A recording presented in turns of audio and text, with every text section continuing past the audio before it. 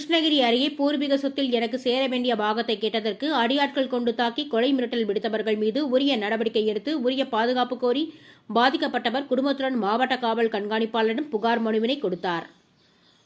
கிருஷ்ணகிரி அருகே உள்ள போத்திநாயனப்பள்ளி கிராமத்தை சேர்ந்தவர் ஆட்டோ ஓட்டுநர் சுரேஷ். கடந்த 2006ஆம் ஆண்டில் போத்திநாயனப்பள்ளி கிராமத்தை சேர்ந்த இஸ்லாமிய சமுதாயத்தை சேர்ந்த ஜரினா என்ற ஜமுனா என்பவரை கலப்பு திருமணம் செய்து கொண்டுள்ளார்.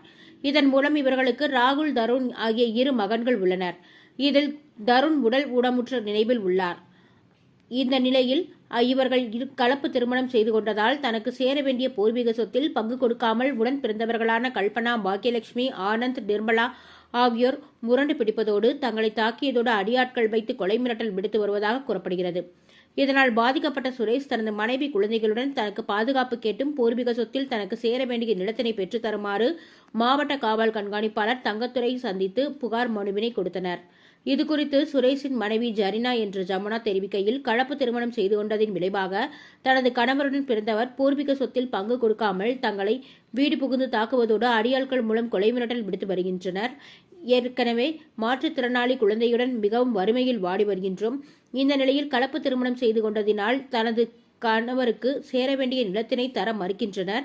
ஆகையால் மாவட்ட காவல் கண்காணிப்பாளர் உரிய விசாரணை மேற்கொண்டு கொலை மிரட்டல் விடுத்து வருபவர்கள் மீது உரிய நடவடிக்கை எடுத்து தங்களுக்கு பூர்வீக சொத்தில் சேர வேண்டிய பங்கினை பெற்று தருமாறு கோரிக்கை விடுத்தார். போத்தனான்பள்ளியிலேருந்து வந்திருக்கிறோம். என் பேர் ஜமுனா. நாங்கள் கலப்பு திருமணம் பண்ணிக்கணும். நாங்கள் முஸ்லீமு, அவர் நாயுடு.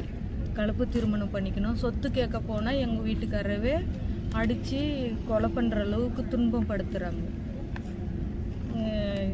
எங்கள் நாத்தனார், எங்கள் மாமியா, எங்கள் மச்சனை, எங்கள் நாத்தனா வீட்டு பசங்கள்லாம் சேர்ந்து ரோட்டில் பிடிச்சி செமரா அடித்து துன்பப்படுத்தியிருக்கிறாங்க. நாங்கள் சொத்து கேட்க போனோம்.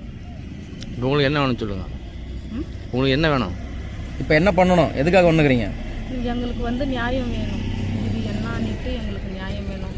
இல்லையாவது இந்த 2 குழந்தைங்கள வச்சுன்னு நான் எங்கேயும் போகவும் முடியாது, என்னால் என்ன செய்யவும் முடியாது. எனக்கும் உடம்புக்கு சரியில்லை. எங்களுக்கு உயிர் பாதுகாப்பு வேணும். நாங்கள் அதனால தான் எஃப்சி ஆஃபீஸுக்கு வந்திருக்கிறோம்.